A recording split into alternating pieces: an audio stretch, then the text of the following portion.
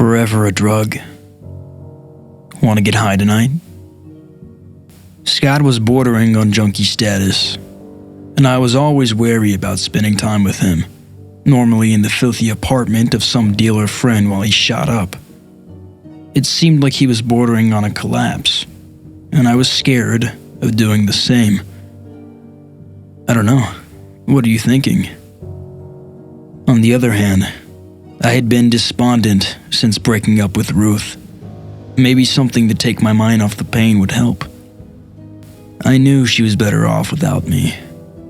I was just holding her back. Meet me at Jared's. He says he wants to try something new. That made me feel a little better. Jared was probably the nicest dealer Scott knew, and his stuff was generally sourced well. Plus his apartment was at least somewhat clean. You know I don't fuck with needles. Yeah, man, it's fine. Nothing like that. I showed up at 8 with 3 beers in my system that had failed to calm the nervous energy I was feeling. Whatever. It's fine. It's going to be fine. Jared was happy to see me and poured me a whiskey. I felt a little weird and sat down at the table. He put 3 black pills down in front of us.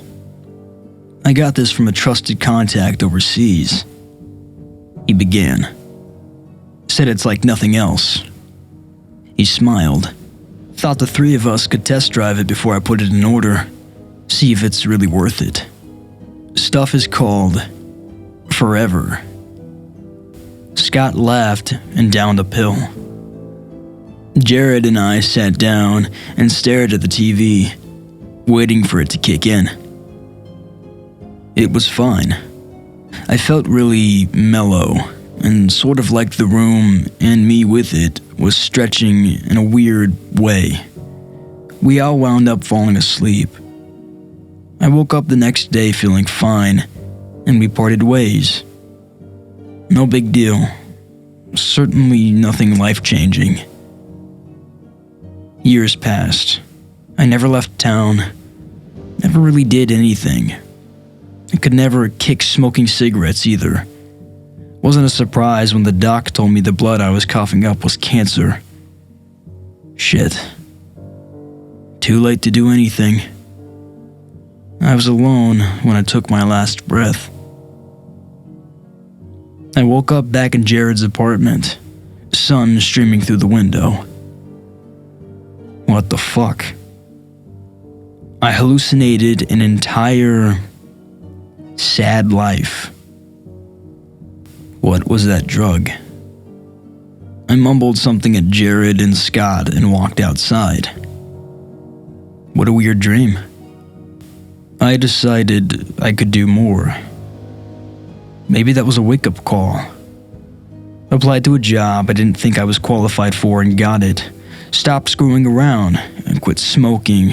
Married a nice girl. Had a kid who loved to play ball outside. He didn't even see the truck coming the day he chased the ball into the street. But I did. Probably never moved that fast in my life. Fast enough to push him out of the way. Not fast enough to get myself out of the way. Oh well. What a way to go. Protecting someone you love. I woke up in Jared's apartment. Fuck me. What the hell was happening? I had to short-circuit this. I must still be tripping. I decided to throw myself off the bridge down the street. When I got there, I found I physically couldn't do it. Something stopped me, so killing myself was out. I had to go home and figure this out. I wasn't paying attention as I walked up the stairs of my apartment. If I had, I would have noticed the neighbor's kid left a toy car on one of them. When I slipped and tumbled, I knew it was going to be bad. I woke up in Jared's apartment. Maybe this could be fun. However long this lasts, I can do anything and it's not real. Like lucid dreaming. but it lasts for decades. I tried a life of crime, got shot coming out of an electronics store. Not cut out for that. It hurt like hell. I screwed around, partied too much, overdosed. Back to Jared's when it all goes to hell. I had lived 10 or 12 lifetimes when I saw her, Ruth. It might seem weird to have forgotten her, but you have to remember we broke up probably 300 years ago. She was older, divorced, sad. She married the wrong guy after our breakup, got abused for years. I was so depressed after our talk and just walked for hours thinking about how sad her life turned out. I had thought I was helping her. Found myself in a rough neighborhood. When I got jumped, I didn't hand over my wallet. That was a mistake. I woke up in Jared's apartment. This time I could fix it. I bought a bunch of flowers and went to Ruth's. She took me back. We got married, had a family. We traveled the world, best friends. It was incredible. The best life I had ever had. I died a happy old man, surrounded by family. I woke up in Jared's apartment. I bought a bunch of flowers and went to Ruth's. If I'm stuck in this Groundhog Day shit, I know what to do. You know it isn't boring. Living the best goddamn life you can. Twice, 3 times, 10 times. The rough edges get smoothed away. You learn when bad news is coming, when you need to sidestep a bad argument. Just absolute happiness. If you get to choose happiness, you choose it. Every damn time. Then one day we were in Paris, celebrating our 30th anniversary. I'd taken this trip with her 20 times. She walked down to the cafe to get some breakfast. A car jumped the sidewalk and killed her. That had never happened before. The next lifetime was worse. We made it 12 years after our wedding before she got some weird flu variant and died. The next one was diagnosed with cancer a year after marriage. We never had kids. And the next one, her building had burned down the night I spent at Jared's. I stood outside with flowers in my hand, staring at the smoking ruins. A filthy old homeless man walked up next to me as I stared in disbelief. "Thought you could cheat it, did you?" he said. Thought he wouldn't notice, but he did. He started laughing as he walked away. But he did. I watched him as he walked away. He turned back from time to time to smile at me. My lives turned dark. Friends were killed in horrible accidents. Serial killers struck peaceful towns and ravaged the families of those I loved. Overdose, disease, murder, death. Everything was wrong. The world turned too. Dictators came to power. Wars broke out. Hatred rose. Cities burned. Countries shattered. The world bled.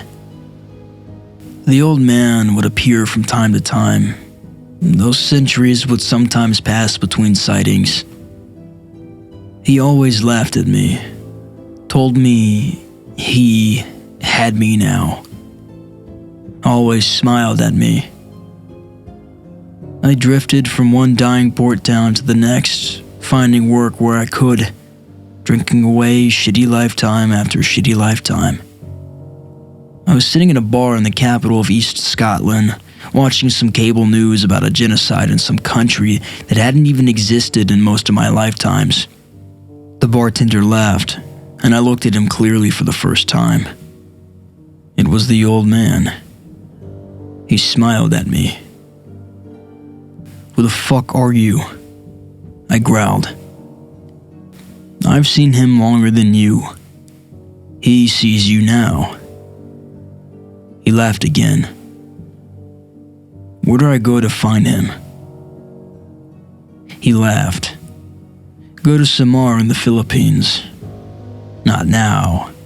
In your next life, when you are still young. Find Beringen. He waits for you there. He smiled at me, and I stumbled for the door. I lived another dozen years before a boat I was on went down in a storm. I woke up in Jared's apartment. This time, I immediately started looking for a way to get to the Philippines. I sold my car and walked to work for the next 6 months, eating the cheapest food I could find.